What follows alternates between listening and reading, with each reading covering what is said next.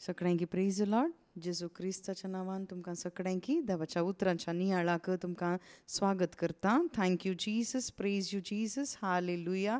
Thank you Lord, thank you Jesus, praise you आबा फादर. ह्या घडये आमी पातका विशांत थोडो वेळ आमी जाणा जावया. What is seen? पाताक म्हळ्यार कितें? त्या विशयांत आमी जाणा जातना आमकां कितें लाभ आसा म्हळ्यार खंडीत आमकां लाभ आसा. कित्याक म्हळ्यार आमी देवाक मानवता तसले साक्षेचें जिवीत आमकां जियोंक साध्य जाता. मात्र न्ही आयच्या दिसा आमकां पातकां वळखूंकय आमकां साध्य जाता. आनी पाताक वळखत आसतना आमकां कितें जाता म्हळ्यार आमी आमच्या चिंतपांत, आमच्या उतरांत, आमच्या कर्तव्यांत आमी जायतीं पातकां केल्यांत आनी तातूंत आमकां भायर येवंक आमकां देव अवकाश करन दिता. पूण हें सकड आमचें चॉयस जावन आसा, आमची विंचोवण जावन आसा. आमची विंचोवण आमी करयेत आमकां.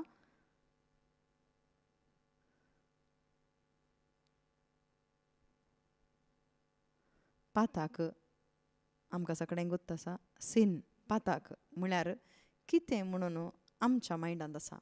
आमच्या मोतींत पाताक म्हणल्याचें बायबलाचें कोटेशन आमच्या सांगाता आसा. पूण आमच्या मायंडांत कितें आसा? पाताक म्हळ्यार कितें? पाताक म्हणटा आसतना आमच्या मोतींत कितें येता? आमच्या मोतींत जायत्या पाताक म्हणल्याचें डेफिनेशन जायतें आसता. पूण आमी पाताक म्हळ्यार आमच्या मोतींत कितें जावन आसा? आमच्या मतींत पाताक म्हणलें कितें जावन आसा? देवातावन पयस वयचें. ओके, देवातावन पयस येचें कितें म्हळ्यार रिजल्ट, पातकाचो परिणाम जावन आसा. ताचो रिजल्ट जावन आसा आमी देवातावन पयस वयचें.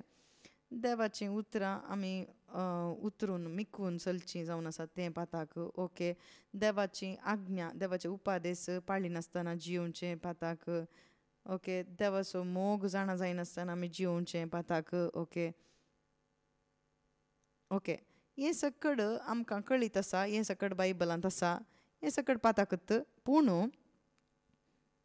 हें सकड आमकां अर्थ जाल्लें जाल्यार आमी केदाळागी पातकांतावन भायर येता आसल्या. देखून आमकां अर्थ जावच्या रितीन आमी जाणा जायचें. ओके, आतां जाणा जावया आमी. सिंपल रितीन आमी सांगचें जाल्यार पाताक म्हळ्यार आमी आमचे पसत जियोवचेंच पाताक जावन आसा. पाताक म्हळ्यार आमी आमच्या पसतूच जियोवचें. सादारण रितीन आमी पाताक म्हणटना थंयसर सोरी नाका, थंयसर सोरूं ना, व्यभिचार करनाका, व्यभिचार करूं ना, दुसऱ्यांची वस्तूंची आशा करनाका, तें करूं ना आमी. थंयसर फोटसाक सांगिनाका, तेंय करूं ना हांवें. सकड नीट आसा. इगर्जेक संडे हांव वचून आसा, थंयसर काणीक दिवन आसा. आमच्या कुटुंबांत बरें प्रेयर आमी कुटुंबाचें प्रार्थना करन आसा, बायबल वाचता. तर आमी पाताक खंय केलां? करेक्ट आसा हांव न्ही? आमी करेक्ट आसा. तर पातकी म्हळ्यार कोण? थंयसर पिवून, पिवंडे जावन, थंयसर बायल भुरग्यांक मारन, थंयसर पयशे थंयसर थंयसर कामाक वचनासतना फोट मारन, थंयसर जिवन आसात. तसली पातकी हें सकड पाताक जावन आसा. पूण आमच्या रितीन हें सकड पाताक म्हणून आमी काणी येता. देवाच्या रितीनी तें पाताकत, आमच्या दिश्टीनी तें पाताकत जावन आसा. आमचें मूळ सेकेल वचना. हें सीन जावन, हें पाताक जावच्या की सड खंयच्या रितीन आमी पाताक केलां म्हळ्यार सीन इन एक्शन आमी केलां. हें सकड आमच्या कार्यारुपान, आमच्या उतरांनी, आमच्या थंयसर आलोचना मुखांत्र आमी पाताक केलां. हें सकड आमकां पाताक म्हणून आमकां कळटा. कितें सकड आमी आलोचन करता, आमी आलोचन सारक्या रितीन करिना जाल्यार आमकां कळटा. हें एक पाताक म्हणून आमकां कळटा न्ही. आमी कितें जर तर आमी कितें वायट कितें केल्यार आमकां कळटा. हें सकड हांव पाताक करनासा, म्हज्या उतरां वरवीं हांव पाताक करनासा म्हूण आमकां कळटा, आमकां अर्थ जाता. तशेंच आमी एक्शन आमकां गोत्त आसा. आमी कितेंय कोणाक मारचें जावंक पुरो, सोरचें जावंक पुरो, मर्डर करचें जावंक पुरो, वा कितेंय वायट करचें जावंक पुरो, हें केल्यार आमकां कळटा आमी एक्शनांत आमच्या करणे वरवीं आमी पाताक करनासा म्हूण आमकां कळटा. Seen in thoughts, seen in words and seen in action आमी केलां म्हणून. आनी सीन इन ओमिशन म्हळ्यार आमी कितें बरें करीचें म्हणलें कर्तव्य आसुनी तें आमी करनासतना रावचें. तें करनासतना रावता आसतना तें एक पाताक जावन आसा. हें सक्कड आमकां कळीत आसा न्ही गे. आमच्या आलोचनान जावची पातकां कोणाक गुर्तुनात, सगळ्यांक गुर्त आसात. आमची आलोचन जायते आलोचन आमी करता, देवाच्या विरोध आमी थंयसर चिंचे जावन आसा. तो सामाना हो सामाना म्हणलें आमचें थंयसर आसचें तें पोटजाळ जावंक पुरो, हें सकट पाताक म्हणून आमकां कळीत आसा. आनी आमच्या उतरांनी आमी जायते थोडे पाताक म्हणून आमकां गोत्त आसा. आमकां थंयसर तें चुकलें थंयसर उतरांय थंयसर रॉंग म्हणून आमकां कळटात. आनी आमी आमच्या करण्यो जाल्यार देवाच्या विरोध जर तर केल्यार तें देवाच्या विरोध आमकां कळटा. आमी जर तर कर्तव्य आमी करनासतना रावल्यार तें देवाच्या विरोध करचीं कामां म्हणून तें पाताक म्हणून आमकां कळटा. पूण आमी गोत्त आसल्यार तें सक्कड करनच आसता.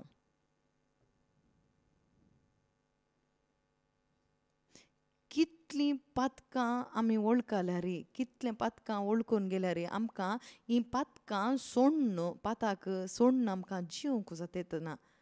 जायत्या जाणांचे हेंत प्रॉब्लेम जावन आसा. हें व्हडलें एक प्रॉब्लेम जावन गेलां. हें सकट आमकां प्रॉब्लेम म्हणून पाताक म्हणून आमकां गोत्त आसा. पाताक आमी वळखचें, थंयसर आमी कुमसार जायचें, हें सकट आमकां गोत्त आसा. आमी कुमसार जाता. पूण परते आमी कितें जाता म्हळ्यार आमच्या उतरांनी, आमच्या करण्यांनी, आमच्या शब्दान आनी आमच्या कर्तव्य करनासतना रावून आमी परते देवाच्या विरोध चलून आमी पाताक करनच आसा.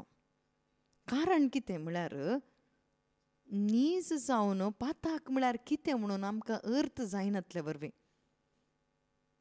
नीज पाताक कितें म्हळ्यार म्हज्या भितर जेजू नासतना जिवचेंच व्हडलें एक पाताक जावन आसा. जेजू ना जाल्यार म्हजे भितर कितें आसता?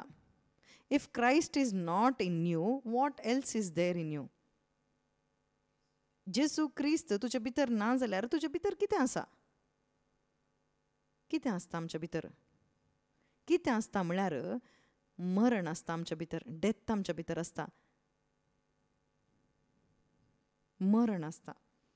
जर तर म्हज्या भितर थंयसर पाताक आसा जाल्यार म्हज्या भितर, तर म्हज्या भितर मरण आसा म्हणून अर्थ. पाताक मरण हाडटा. डेथ म्हळ्यार सपरेशन. स्पिरिच्युअली आमी पळयत आसतना, आत्मीक रितीन आमी पळयत आसतना, separation from life means Jesus. separation from God, separation from the kingdom of God.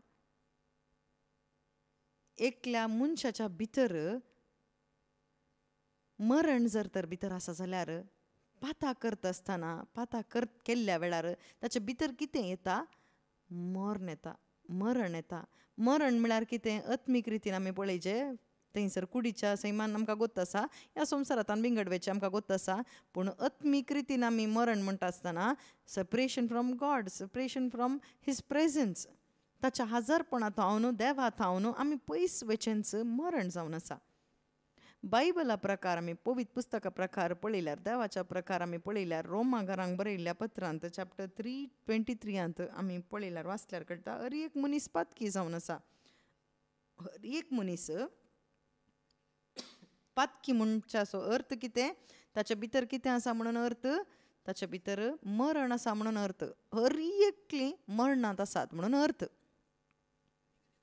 आतां तुमी इसारूंक पुरो सक्कड बरें करचें आसा. थोडीं जाणां सक्कड बरें करतात, तांणी बरें करतात, पूण तांच्या भितर कितें आसा म्हळ्यार तांच्या भितर मरण आसा, मरण आसा, तांच्या भितर मरण आसा. तुजे भितर मरण दवरून तूं कितलेंय बरीं कामां केल्यार तें कितें जावन आसता म्हळ्यार तें अनीत जावन आसता. अनरायचियसनेस म्हणटात तें जावन आसता. मनशाच्या थंयसर सत्कार्या वरवीं, तुज्या बऱ्या कामा वरवीं थंयसर देवाच्या दिश्टीन नितीचें काम जायना, बरें काम म्हणून तें जायना. देखून बायबल सांगता आमकां सकडी पाताक धरले देवाच्या महिमेंत वांटेलीच आमचे भाग ओगडायल्ले तसले. बायबल सांगता नो वन इज रायचस, नॉट इवन वन म्हणटा. रोमाकारांक बरयल्ल्या पत्रांत चॅप्टर 3, 9, 10 आमी वाचता. थंयसर नितीवंत कोणीय ना म्हणटा. पळया एकले कितें भितर थंयसर मरण अनुभव करचें जावन आसा. देखूनच मरण भितर दवरून जर तर तुवें बरें काम केलां जाल्यार, बरें काम करताय जाल्यार तें दान धर्म जावंक पुरो, थंयसर वस्तुरवांचें जावंक पुरो, मागणें जावंक पुरो, बरीं कामां म्हणून कितें तुमकां गोत आसा तें सगळीं बरीं कामां तुमी केल्यार तीं देवाच्या दिश्टीन देवाक तें सकड गलीज मेळ्ळें जावन आसता. अनितपणाचें थंयसर काम तें जावन आसता. तर नितीवंतपणाचें काम म्हळ्यार खंयचें जावन आसा. नितीवंतपणाचें काम केदाळा जाता म्हळ्यार केदाळा हांवें मागचें मागणें जावंक पुरो, हांवें करचें खंयचींय आत्मीक धार्मीक कामां जावंक पुरो, बरीं कामां जावंक पुरो, तीं सकड देवाच्या दिश्टीन थंयसर नितीवंतपणाचीं कामां जायचीं जाल्यार केदाळा नितीवंत जावन आसचो जेजू क्रिस्ताक भितर काण घेवन, रायचस गॉड जेजस क्रायस्ट भितर आमच्या भितर काण घेवन हांवें ताच्या मुखांत्र करचीं बरीं कामां, जेजू क्रिस्ता मुखांत्र करचीं थंयसर कामां, ताचें जिवीत तें जिवीत हांव जियेत आसतना तें नितीवंतपणाचें काम जाता. विदावट क्रायस्ट जेजू क्रिस्त नासतना, म्हणजे भितर जेजू क्रिस्त नासतना कितेंय तें केल्यार तें अनितीवंतपणाचें काम जावन आसता देवाच्या दिश्टीन. देखून आमचे दृश्टीकोन दुसरी, देवाची दृश्टीकोन दुसरी जावन आसा. आमी आज पळयता कितें म्हळ्यार ही बरीं न्ही गे, हांकां कित्याक कशें जालें, आनी सकड बरीं कामां केल्यार न्ही गे. तर बरीं कामां म्हणटा म्हणलें खंयचीं कामांक थंयसर मोल ना, खंयच्या सोर्सांतावन तें आयलां तें इम्पॉर्टंट जावन आसा. देखूनच आमकां पयलें कळीत जायचें की पाताक म्हळ्यार जेजू नातलें जिवीत जावन आसा तेंच पाताक. हांगासर बरीं पाड क्रिस्तांवां अक्रिस्तांवां हें सकड खंयचेंय हें ना. तें आमच्या एका लेखाक तें येता. Christians, non Christians, good people, bad people, polite people, इवील पीपल, हें सकड आमच्या लेखाक येता. हें सकड आमच्या लेखाक मात्र येता हें. पूण बायबलाच्या पवित्र पुस्तकाच्या त्या लेखाक, देवाच्या लेखाक हर एक मनीस पातकी जावन आसा. On what basis God says all Sinners. कशें खंयच्या लेखार देव सांगून आसा हर एक मनीस पातकी म्हणून कशें डिक्लेअर करून सांगूंक जाता तसा. देवान सांगल्या उपरांत तुवें ओपल्यार ओपवा ना जाल्यार तें सगळें सारकेंत. देवाचें डिसिजनच फायनल जावन आसा. तें खंयचोय वाद करूंक ना, क्वेश्चन विचारूंक थंयसर ना. क्वेश्चन विचारल्यार तेंच जावन आसा. All are sinners means all are sinners and fallen short of the glory of God. हर एकल्यांनी थंयसर हर एक मनीस पातकी जावन आसा. हर एकल्यांनी ती महिमा होगडायल्या. देवाची महिमा म्हणटा आसतना जेजू क्रिस्त तो जावन आसा, पवित्रत्म तो जावन आसा, हर एकल्यांनी ओगडायलां. तर बायबला प्रकार परतें सांगता पातकी म्हळ्यार सिन्नर्स म्हणून कोणाक आपयतात म्हळ्यार आमी थंयसर लेग घालचे बरी न्ही, थंयसर पिवंडे, थंयसर वेबिचार केल्ले, पाड कामां करचीं, थंयसर पातकी म्हणून संवसार सांगता, आमी सांगता. पूण देवान सांगचें कितें जावन आसा म्हळ्यार कोणाच्या भितर जीव नांगी तो पातकी जावन आसा. द लायफ जिजस क्रायस्ट थंय नांगी तो ते सकड पातकी जावन आसात.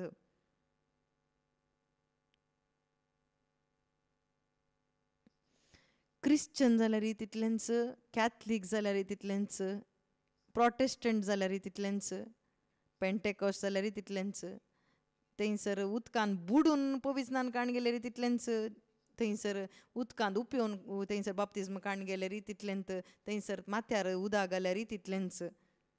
पूण तुजे भितर जेजू क्रिस्त ना जाल्यार, if Christ is not in you, you are a sinner. You are in sin. तूं पातकी जावन आसाय आनी पातकांतच तूं जियेताय. तूं कितलीं बरीं कामां केल्यार देव तुका पळयत आसतना देव म्हणटा थंयसर तूं एक पातकी म्हणून. तर आतां कितें करचें? आमी कितें करीचे, आमचें कितें सूख आसा, तुमचें कितेंय सूख ना, तुमकां एक्यूज करिना. तुमी कोणी पाड काम करन तुमी पातकी जावनात. कोणी मनीस जावं पुरो थंयसर पाताक करन पातकी जाल्लो न्ही, बागर तो पातकी जावन आसले वरवीं थंयसर वायट आलोचन करता, वायट जिवीत जियेता, वायट कामां करता, स्वार्थाचें जिवीत जियेता. कित्याक म्हळ्यार ताचे भितर थंयसर पाताक आशिल्ले वरवीं, ताचे भितर थंयसर मरण आशिल्ले वरवीं.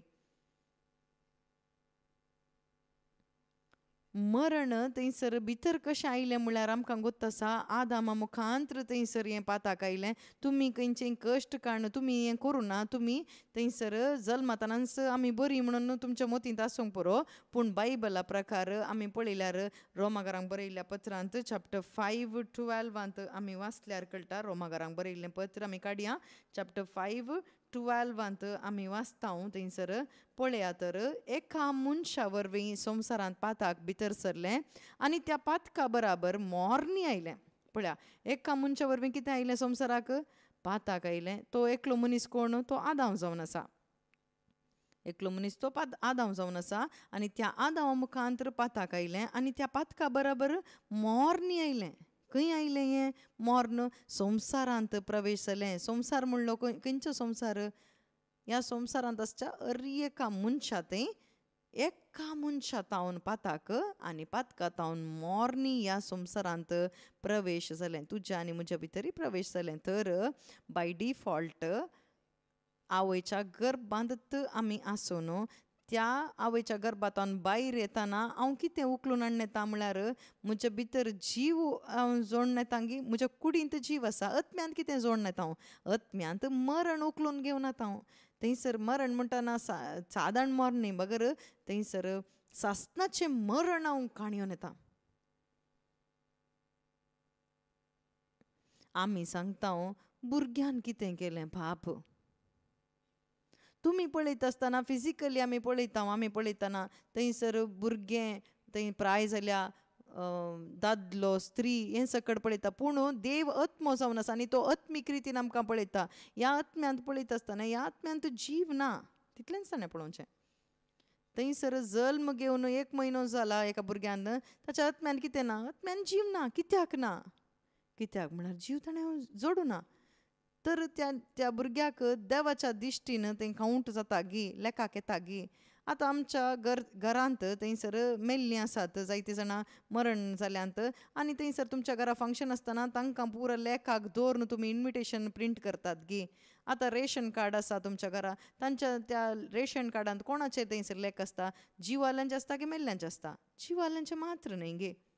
तशेंच देवाच्या दिश्टीन एका मनशान येजें जाल्यार ताका पयलें जीव येजे. आमी सांगता अयो पाप, थंयसर ल्हान भुरगें आमच्या लेकार तें एक लेकार जावन आसा. आमी देवाच्या की चड मोग आसची न्ही गी, देखून आमी म्हणटा पाप म्हणटा. देखून तो पोरण्या सोल्ल्यांत देवान थंयसर थोड्या जाग्यांनी थंयसर इज्रायल रायांक थंयसर तुमी जुजता आसतना थंयसर आसच्या हर एकल्यांकी थंयसर मारून घाला. ल्हान भुरग्यांक थंयसर दवरनाका, बगर तांकांय मारून घाला म्हणून सांगलें आमी पळयलां. तें आयकतना तें पळयतना आमकां कितें जाता? देव इतलो पाड गी, इतलो क्रूरी गी, ल्हान ल्हान भुरग्यांक मारता न्ही गी म्हणून आमी मनशा सैमान मात्र पळयता. ल्हान व्हड बरो खोटो बरो आनी नितिवंत थंयसर आमी मनशा सैमान आमी पळयता. क्रिश्चन्स, नॉन क्रिश्चन्स, कॅथलीक, प्रोटेस्टंट्स, पेंतेकोस्त हें सकट आमी धार्मीक रितीन मनशा सैमांत आमी पळयता. पूण क्रिस्ताच्या मनोभावांत आमी पळयना. तर आमी विचारूंक पुरो, कित्याक तर ल्हान ल्हान भुरग्यांक देवान मारूंक सांगलें? तो भुरगो थंयसर 1 वर्साचो जावंक पुरो वा दूद पिवनचो भुरगो जावंक पुरो, तो भुरगो फाल्यां सकाळीं कितें जाता म्हणून तुमकां गोत्ता आसा गी? देवाक गोत्ता गी? खंडीत देवाक गोत्ता. देखून देवान कितें सांगलें म्हळ्यार व्हड जावन थंयसर चड नास करच्या बदलाक आतांत थंयसर मारून घाल्या बरें. अर्ज येता गी तुमकां? देवान कितेंय केल्यार तें बऱ्या रितीनच तो करता. कित्याक म्हळ्यार ताचें तें कितेंच पाड ना.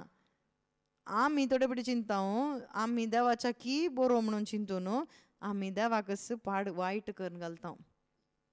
आतां आमच्या घरांत एग्जाम्पल एकलो मोरूंक थंयसर आसो एकलो प्रायवंत 6 म्हयन्याचो भुरगो दोगांयकी पिडा येता थंयसर भुरगो मरता पूण प्रायवंत थंयसर वाचता तवळ आमकां देवा वयर कितल्या जाणांक मोग येत आमकां जाता तेदला कितलो थंयसर कठीण देव ह्या एका म्हाताऱ्याक व्हरून ह्या भुरग्याक वांसयताले न्ही ह्या एका प्रायस्ताक ह्या एका म्हाताऱ्याक सक्कड अनुभव करून जाला ह्या 6 म्हयन्याच्या भुरग्यान कितें केलां आनी ताणें जिवन थंयसर वांसाचें आसलें ह्या भुरग्यान थंयसर हो संवसारत दोळो सोडून पळोवना ह्या भुरग्याक कित्याक थंयसर व्हरून गेलो इतलें मागणें करून कितें प्रयोजन देवाक कुरपात ना थंयसर ताका मर्सीत ना म्हणून आमी लेक घालता दया ना देवाक दया नाकाय नातलो देव म्हणून आमी सांगता पूण देवान पळोवचें आत्मीक रितीन देवान भुरग्याक थंयसर मान गेलें म्हणून तुमी सांगचें कितें म्हळ्यार थंयसर मरनातल्या बरी तुमी राखेत न्ही म्हणून आमचें सवाल जावन आसा पूण आमचे सवाल केदाळे देवाच्या विरोधूच जावन आसा कित्याक कारण आमी असलें पुरा थंयसर सवालां विचारता म्हळ्यार आमकां देव कोण म्हणून गोत्तू ना आमकां आमी देवाक आराधन पुरो करता जेजू म्हणून आपयता जेजू सोम्या म्हणटा तो जेजू क्रिस्त कोण म्हणून आमकां गोत्तू ना तो जेजू क्रिस्त तो इतलो बरो म्हणून आमकां गोत्तू ना ताचें बरेंपण आमकां गोत्तू ना देवाचें बरेंपण कितलो बरो देव कोण म्हणून आमकां गोत्तू नातल्या वरवींच आमी देवा विशांत आमी डावटार जियेता देवा विशांत आमी कंप्लेंटां सांगून आमी जियेता कशें गे आमी जिवन आसा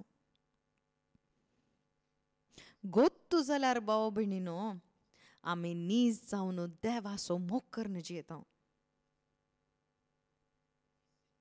हें पाताक खंय तावन आयलें आतां आमी शिकले आदां तावन हें पाताक आयलें आमच्या भितर येवन तें फिक्स जालें आमच्या भितर तें मरण आसले वरवीं हें सिस्टम ओके आमचें सिस्टम आमच्या भितर तें सिस्टम आसचे वरवीं आमकां बरें जिवीत जियोंक साध्य जायना आमी कितलीय मागणी केल्यार कितलेंय फास्टींग केल्यार पाताक करिनासतना जियोंक आमकां जायना करेक्ट न्ही कितलीं जाणां थंयसर प्रयत्न करतात कितले मागणें करतात कितलें फास्टींग करतात कितले रिट्रीट अटेंड करतात कितें सक्कड करूंक जाता कितें सक्कड करतात कितें केल्यार मनशा भितर मोती भितर थंयसर वायट आलोचना ओवरकम करूंक जायना आमच्या तोंडांत येवचें थंयसर वायट उलोवणें आमकां कंट्रोल करूंक जायना आनी आमच्या क्रियेंत आमी करचें एक्शनान करचें पातकां करूंक जायना कंट्रोल करूंक जायना आनी तें करनात आसा तर आतां कितें जायचें म्हळ्यार म्हजे भितर आसचें सिस्टम चेंज जायचें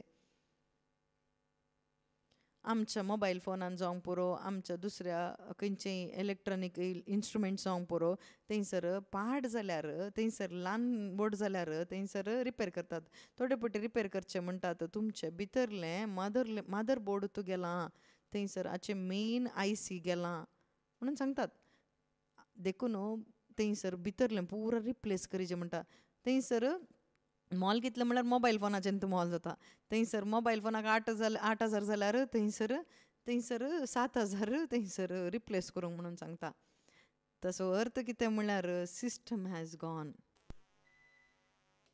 भितर कावर बरें आसा भितर भायर थंयसर ड्रेस वायट घालन थंयसर शेविंग करन थंयसर बायबल काणयोन थंयसर कुरीस काणयोन आनी थंयसर इगर्जेक आयतारा जाल्यार कितल्यो सुबीत तें पळोवंक गेल्यार आमी संडे कशें आसता म्हळ्यार थंयसर देवदूता बरी आमी दिसता वयर तोन देवून आयिल्ल्या बरी देव पळयत आसतना वयर तोन पळयत आसतना थंयसर इगर्जेच्या सायडीक एक सिमेट्री आसा न्ही थंयसर आसता न्ही थंय दवरतात न्ही तें पळयल्यार बरी आमकां जाता मोड्यांक पळयल्यार जाता थोडे पुटी थोड्यांची इगर्ज पळयतना थंयसर जीव नातलेंत आसतात सकड वायट कलर आसतात क्रॉस आसता आनी सकड आसता वर्ड ऑफ गॉड आसता थंयसर वर्ड ऑफ गॉड बरोवन आसतात तें सकड आसता पूण कितें करचें ताचे भितर कितें आसना थंयसर जेजू आसना क्रिस्त ना there are Christian without Christ in them very dangerous they are the dangerous Christians in the world ह्या संवसाराच्या थंयसर डेंजरस क्रिश्चन्स पळयल्यार Christians without Christ in them they are the most dangerous people on this earth तांकां पातयेवंक जायना तांकां पातयेवंकूच नजो तांच्या संगाता साहवास तुमी करनाकात कित्याक म्हळ्यार ते क्रिश्चन्स म्हणून तुमी थंयसर पातयेवन तांच्या सांगात वेव्हार केल्यार तुमचें मायंड पाड जाता, तुमचें लायफय पाड जाता. देखून थंयसर मोड्या सांगाता थंयसर संपर्क केल्यार कितें जाता, आमची कुडी वास येता. देखून बायबल प्रकार क्रिस्तांव म्हणून आपोवणें दिल्लेलीं वा आपोवचीं कोणी सांगचीं जावं पुरो क्लेम करचीं जावचीं सकड क्रिस्तांवां न्ही. तर क्रिस्तांवां म्हळ्यार कोण? जीव जोडलेलीं, who are Christians in sight of God, those have received the life of God in them are truly Christians in the sight of God.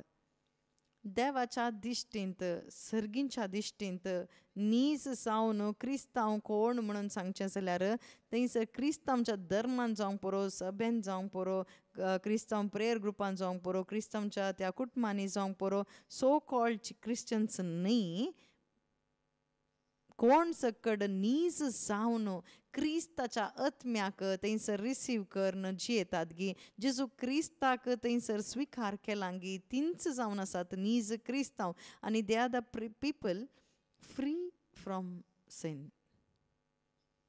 ती सकड पातका थावन भायर आयिल्लीं जावन आसात, पाताक थंयसर जिखलेलीं जावन आसात, पाताक थंयसर परिहार जोडलेलीं जावन आसात. तुमच्या मायंडाक मस्त क्वेश्चनां येवंक पुरो, तर ह्या संवसारांत कोणी थंयसर क्रिस्तांव नांगी म्हणलें सवाल आमकां येवंक पुरो. कित्याक म्हळ्यार आतां सकड ल्हान ल्हान पातकां करनत आसात न्ही गी, क्रिस्त भितर आयल्या उपरांत थंयसर पातकांतोन बिंगड जियेतात, पातकांतोन बिंगड जावन जियेतात, मागीर पाताक ना. पूण तर कितलीं गी जाणां थंयसर पाताक करनत आसात न्ही गी, जायते कडेन पाताक करनत आसात न्ही गी क्रिस्तांवां. तुमी थंयसर आमी बोधन करचीं जावंक पुरो, तीं थंयसर पाताक करतात न्ही गी. जेजू क्रिस्त म्हजे भितर आसात देखून आमी पाताक करता, तर कशें तर म्हणलें सवाल येता आमकां न्ही गी, येतात. तसलीं पुरा सवाल आयल्यार खंडीत तुमी बागी जावन आसात. कित्याक म्हळ्यार तुमच्या मोतीक अर्थ जाता. तसलीं सवालां येताना आमी नीज जावन ते सवालांक जापी सोदता. आनी थंयसर थोडे फावटी आमी आवय बापायक तांकां हांकां दुशण करून जिवोवचें जाल्यार खंडीत आमी उद्दार जायना. ना जाल्यार आमी उद्दार जायना, भितर कांय जीव ना. जीव नातल्या उपरांत आमच्या तोंडांत कितें येता? दुशण मात येता. तांचे वयर आमकां दुशण मात येता. मागीर आमी कॅरिझमॅटिकांत आसले वरवीं ती एक हालेलुया प्रेज द लॉर्ड, हात ताळयो पेट्टा, हात उबारता, हें सकड एक्स्ट्रा फिटिंग्स आमी करता. आनी कोणाय की तुमी क्रिश्चन्स म्हणून पातयल्यात, तुमी कोणाय की पातये नाकात, बगर देवाकत तुमी पातया, हर एकल्यान. सो तुमी मोग करा, लाव हर एकल्यान. सो तुमी एकामेका सो तुमी मोग करा. पातयेणी कोणा थंय दवरिचे आमी? पातयेणी जेजू क्रिस्ता थंय मात्र दवरिचे. देवा थंय मात्र आमचो फेथ आसाचे, कोणाय की पातयेवन वचो. आतां आमी सांगूं बरो, बायलेचो मोग करूं नजो गी, बायलेचो मोग करीजे, पूण पातयेजे देवाकत. थंयसर तुज्या घोव म्हणून पातये नजो गी, घोव म्हणून पातये, पूण घोवाकत पातयेवन रावनाका, बगर देवाक पातये, ताचो मोग कर. तुजी बायली देव न्ही, थंयसर तुजीं भुरगीं थंयसर देव न्ही. दुसरे रितीन जावंक पुरो, एनी टायम ती जावंक पुरो, चेंज जावंक पुरो. देखून देवान सांगूं ना मनशांक पातये म्हणून सांगूं ना. हांगासर प्रबोधन करता आसतना म्हाका जर तर तुमी देव म्हणून पातयेशात जाल्यार खंडीत तुमी पाड जावन वेतात. कित्याक म्हळ्यार हांगासर एक रितीन जियोन आनी एक कडेन तुमी दुसरे रितीन दिसता आसतना तुमकां कितें दिसता? अय्यो, हाका हांव एक पातयेवन हांव मागणें सुरू केलें, बायबल वाचूंक सुरू केलें. इंच अशें आसतना तर आमी कित्याक बायबल वाचिचें, आमी कित्याक मागणें करीचें? हें सकड मोस जावन आसा म्हणून आमी सायडीक दवरता. देखून मनशांक पातयल्यार तुमी पाड जातात, वायटाक पडटात. पूण थंयसर पातयेणेचो विश्वासी देव, वन पर्सन इज फेथफूल, दॅट इज जिजस क्रायस्ट. तो मात्र पातयेणेचो देव, तो मात्र विश्वासी देव जावन आसा, तोच जेजू क्रिस्त जावन आसा. Jesus Christ is the only faithful. म्हळ्यार फेथफूल म्हळ्यार हांगासर थंयसर पर्संटेज घालूंक जायना. फेथफूल म्हळ्यार फेथफूलच, सिन्नर म्हळ्यार सिन्नरच, 100% सिन्नर, तातूंत 50% ना. थोडे फावटी आमी म्हणटा न्ही की आमी तांचे बरी तितली पातकी न्ही म्हणटा आमी, आनी तांचे तितले आमी सोरूं ना. ती सकड थंयसर सोरतात, मोस करतात, सकड करतात, आमी कांय करूं ना. तुमी कितेंय करूं ना, देखून तुमी बरें म्हणून बरी म्हणून गे. मोगाच्या भाव भयणीनो, देव पळयता आसतना मनशाच्या काळजा भितर पळयता. देखूनच सांगिल्लें, पातकाचें जिवीत म्हणटा आसतना तुवें तुज्या खातीर मात्र जियेताय न्ही गे, तें self centred, self focused life तेंत जावन आसा. That itself is sin. You are living in sin. तूं थंयसर सोरिनाय, प्रद्वार करिनाय, मोस करनाय, कांय करनाय, पूण हें तुवें जाणा जायचें की what is the intention of your life.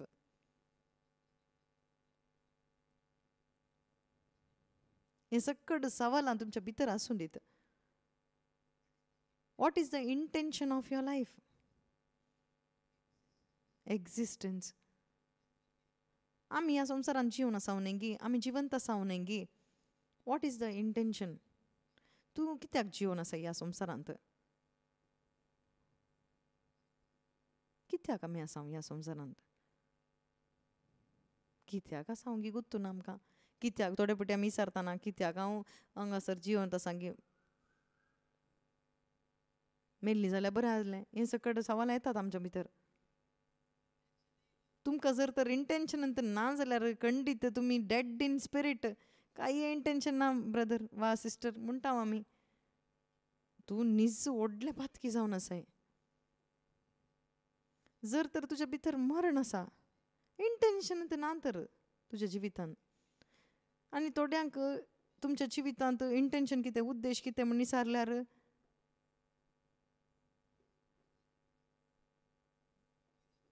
आसले आमी सांगिचे, नातले आमी सांगूं नजो न्ही गे. आमी ट्रुथफूल आसाचे, आमी ह्या घडये म्हणी ट्रुथफूल आसाचे न्ही गे. थंयसर इंटेंशन कितें म्हणून आमच्या जिविताचें इंटेंशन, उद्देश कितें म्हणून विचारल्यार आमी सांगता कितें म्हणून आमी सांगता सक्सेसफूल जावंक ह्या संवसारांत, लग्जरीस लायफ आमचें जायचें, देखून आमी जियेन आसां. सकाळीं थंयसर तें क्वेश्चनाक एक आन्सर करनासलो, कोणा खातीर आमी जिवन आसा म्हणल्यार बायले भुरग्यां बसत म्हणून आमी सांगता, आन्सर दिता.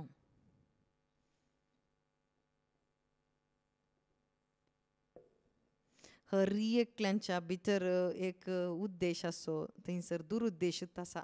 दुरुद्देश खंयचो म्हळ्यार तुवें तुजे खातीर मात्र जिवचें जावन आसा. दुरुद्देश तेंत पातकी जिवीत जावन आसा न्ही. आमी खंयचें थंयसर कोणाक मारूं ना, जिवशी मारूं ना, मोस करूं ना.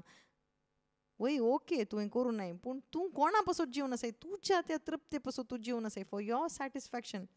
तुज्या थंयसर बरेपणा खातीर तूं जिवन आसाय. त्यो सकट आमी कोणा खातीर आमी करनासा, म्हजी बायल, म्हजी भुरगीं, म्हजो घोव म्हणून हें सकट बरें आसाचें म्हणून न्ही गे. कश्ट काडन, न्हीद कळन, थंयसर मोस करन, थंयसर फोट मारन, बिजनेस करन, त्या संडे आयल्यार थंयसर डोनेशन दिवन, पॉकेट मनी दिवन, थंयसर कॅन्डल पेटोवन, मागणें करन, हें सकट भक्तीन आमी जिवचें कित्याक म्हळ्यार ही सकट बरीं आसाचें न्ही म्हणून आमी जिवचें न्ही गे. हेंत पातकी जिवीत जावन आसा. देव म्हणटा मनशाक, म्हाका आनी तुका देवान रचलें एकच एक पर्पस दवरन. You are created for only one purpose. एकच उद्देश. You are only created for only for the purpose of God. You are created for only one purpose. एकच एक उद्देश दवरन तुका सृश्टी केलां. खंयचो उद्देश म्हळ्यार देवाचो उद्देश तुजे थंय जारी जावंक. देवाचें योजन तुजें थंय जारी जायचें म्हणून तुका क्रिएट केलां. You are created according to the plan of God to fulfil the plan of God. देवान आमकां ताच्या योजना प्रकार रचलां. कितें म्हळ्यार ताचें योजन संपूर्ण करूंक मात्र म्हाका रचलां. देखून एकच एक वन पर्पस आमच्या जिवितान आसचें. जॉन चॅप्टर 6:38 थंयसर आमी काडया. John chapter 6:38. हांव सर्गात हांव देवून आयलो देंवसार धांवडोंक न्ही, 12 सांग रेडी करूंक न्ही, वा थंयसर कितेंगी करन थंयसर प्रबोधन करन वचूंक न्ही, बगर हांव आयलां हें सक्कड करूंक न्ही, बगर एकच एक कारणाक पासत हांव आयलां. कित्याक म्हळ्यार म्हणटा पळय, कित्याक हांव सर्गीत हांव देवून आयलां म्हजी खुशी करूंक न्ही, पळया म्हजी म्हजी म्हजी म्हजी. थोडीं आमी कितलें थंयसर पातकी म्हळ्यार डबल सिनस ट्रिबल सिनस जावन आसा, तांची खुशी जायनासतना तांच्या सांगात आसच्यांची खुशी आमी जारी करूंक. ही म्हजी खुशी, म्हज्या आवय बापायची खुशी, ही म्हज्या आज्याची खुशी. कितले एक मुर्खपणांत आमी जिवन आसा न्ही गे. सो ह्या संवसारान सेटल जायचे, घर बांदिचे म्हणून आमची खुशी मात्र न्ही, बगर म्हज्या आवय बापायनी हेंच खुशी आहली, म्हज्या आज्यांनी हेच ताचे भितर खुशी आसली. हर एकल्यान थंय मरण तेंगे भितर आसचें, मरणांतावन मरण, मरणांतावन मरण, हेंत मरणाची इच्छा जावन आसा.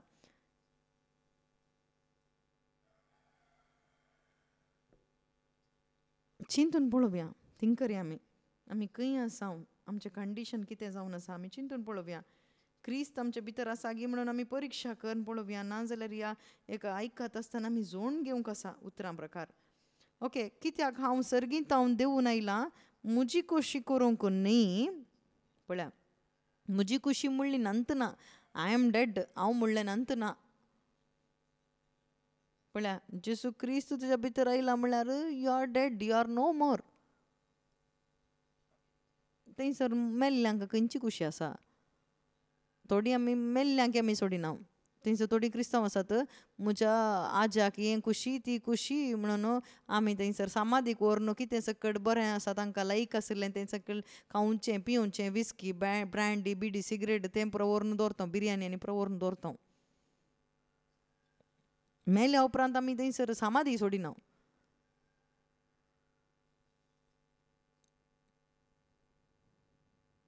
तितली मोसाची जिणी आमची जावन आसा.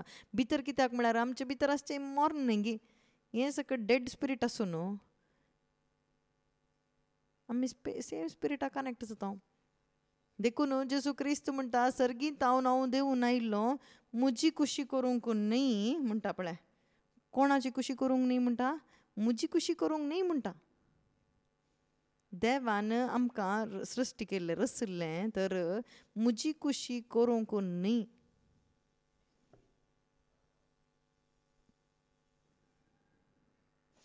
देवान म्हाका रचलेलें उद्देश कितें? म्हज्या कुशे प्रकार न्ही जिवंक म्हाका रचलें. पक्का प्लॅन करन म्हाका थंयसर आदावंक धाडलें, हर एक प्रिपेर करन त्या आदावंक हाडून दवरलें. तुवें अशेंत जियेचें, अशें जिवूं नजो, हें खावयेत हें खावूं नजो. देवाच्या कुशे प्रकार जिवंक असो देवान त्या मनशाक रचलो. केदळा म्हजें म्हण येता गी तेदळात आमी पाड जाता. केदळा देवाचें म्हणून आमी उखलता गी तवळ आमी उद्दार जाता. देवाचें म्हणून तुजे भितर येवचें जाल्यार तुज्या भितर देव आसाचें. देखून जेजून म्हणलें without me you can do nothing. म्हजें तावन हांव नासतना, हांव तुज्या भितर नासतना तुजें तावन कितेंच करूंक साध्य ना. म्हळ्यार ताचो अर्थ कितें? You cannot do the will of God. Without God in you, you cannot do the will of God in your life. Without Christ in you, you cannot do the will of the Father in your life. If Christ is not in you, you will do your own will, and through that you will follow the devil.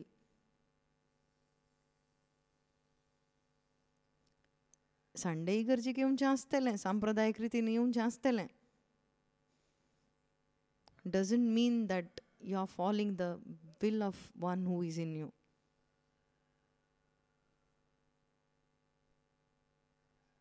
आमी सिरियस जायचे ह्या विशयांत. सिरियस म्हळ्यार भितर आमच्या जीव येवच्या विशयान आमी सिरियस जायचे.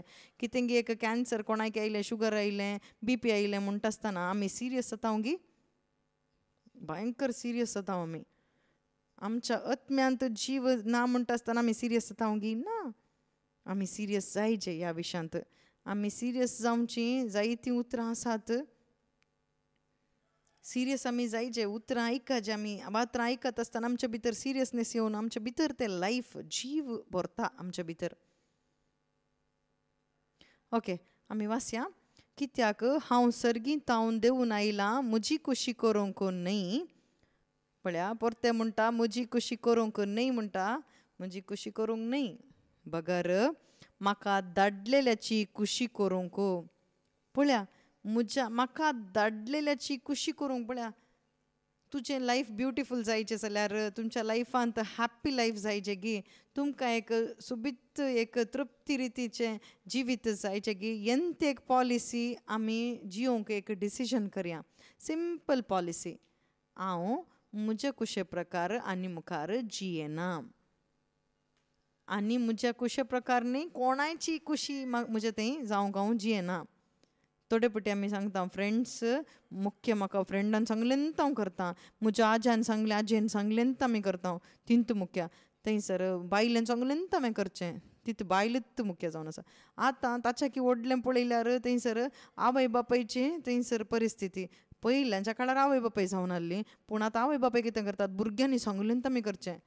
आमी आयकचे भुरग्यांचें. थंयसर प्रायेक आयल्या उपरांत थंयसर आवय बापायन थंयसर करयेत. पूण भुरग्यां थंय दैवीक जाण नासल्यार मात्र पूण छोटू छोटू सांगतात न्ही ल्हान ल्हान भुरगीं थंयसर दोंपराक समेत येनात. थंयसर आंगडीक वचून वस्तूर काणगेचे खार काणगेचे जाल्यार ही कोणाक विचारतात आवय बापाय त्या भुरग्यांक विचारतात. आमचें कांय ना. थंयसर त्या भुरग्यांनी सांगलेंत. खंय आसत भुरगीं म्हणून वयर पळयल्यार सकयल आसतात. दोंपराचे सकयल आसतात. भुरग्यांनी आशा केली देखून काण गेलें. असली परिस्थितींत आमी भुरगीं आमी मनशां आसा. मनीस जीवन आसा. कसली दुरावस्था न्ही गे. कितलें व्हडलें ट्रॅजेडी जावन आसा. मनशाचें एक दुरावस्था जावन आसा. पूण जेजू क्रिस्त म्हणटा हांव सर्गींत हांव देवून आयिल्लो म्हजी कुशी करूंक न्हय बगर म्हाका धाडलेल्याची कुशी करूंक. पळया ताची मात्र कुशी करूंक हांव आयलां. त्या रितीन जिवच्या कोणाय कितें आसना. पळया कितें आसना म्हणल्यार टेंशन आसना. मागीर मागणें करतना आमची मागण्यांत कितें आसना. आतां प्रेयर रिक्वेस्ट म्हणून आमी आयकलां न्ही गे. No request. आमी मागणी करता आसतना आमच्या प्रेयरांत रिक्वेस्ट आसा गी. थंयसर रिक्वेस्ट घालता मागीर आमी विनवणी घालता गी. थंयसर विनवणीची थंयसर एक डब्बोत दवरना गे आमी. ह्या एका बकेटान घाला म्हणून आमच्या माथ्यार घालता म्हणून जायतीं जाणां आसात. बसून तांच्या माथ्यार घालतात बकेट दवरून. कितें करचें बाप. विनवणेचें बकेट. इशीन काणिकेचें डब्बो आसता. हें सकट बिजनेस न्ही गी. कितेंय तुमी गेल्यार न्ही गी आमी तुमी थंयसर दुडू दितना आमी तुमकां कितें दिवचें न्ही गी. हें बिजनेस.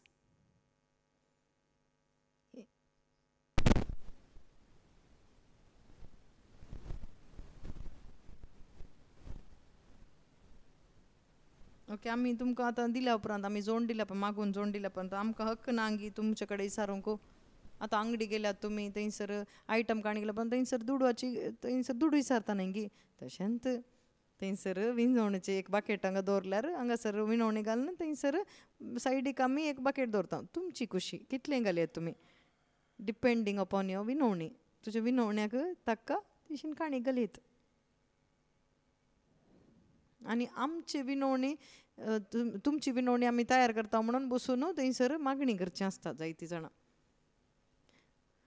मध्यस्थीक प्रार्थने बरेंच हर एकल्यानी मध्यस्थीक करीचे. मध्यस्थीक ग्रूप म्हणून ग्रुपूच ना खंयचे. मध्यस्थीक ग्रूप म्हळ्यार church it self is the intercessory group.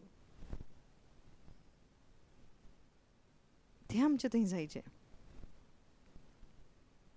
तें आमचें थंय जायनासतना खंडीत आमकां मध्यस्थी करूंक जायना. ओके.